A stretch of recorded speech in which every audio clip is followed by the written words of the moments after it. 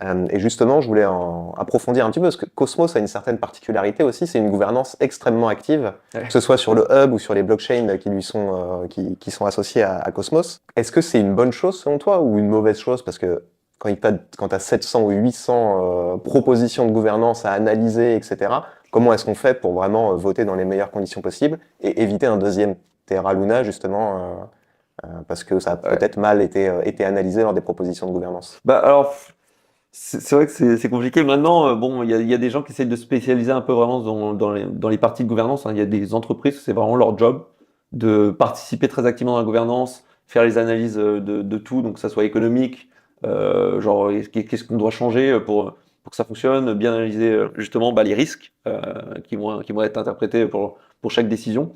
Mais en tant que bah, alors, utilisateur, on va commencer. Donc en termes d'utilisateur, c'est très dur, on va dire, parce qu'il y a pas mal d'interfaces maintenant qui gèrent bien pour le voting, mais même, enfin, on va dire, voter déjà une fois dans l'année, une fois tous les 4 ans, 5 ans, c'est dur pour les gens. Alors si c'est voter une fois toutes les semaines pour des situations de gouvernance avec des papiers à lire, c'est quand même très dur. Et c'est pour ça justement que les validateurs votent Ouais. à ta place. Est-ce que c'est pas utopique, un peu? Ouais. Ouais. C'est un peu comme les DAO sur Ethereum ou n'importe où, on se rend compte que c'est toujours les mêmes qui votent et qu'il y a Ah oui. un très faible pourcentage de participation. Ah oui, non, non, en vrai, ça reste quand même très centralisé. Mais bon, après, comme tous les systèmes décentralisés, hein, c'est compliqué, hein. Ça se centralise très souvent, surtout pour les prises de décision. Mais du coup, voilà, en tant que validateur, nous, c'est beaucoup de charge. Parce que quand tu délègues tes atomes à un validateur, si toi tu votes pas, c'est le vote du validateur qui est pris en compte pour tes atomes.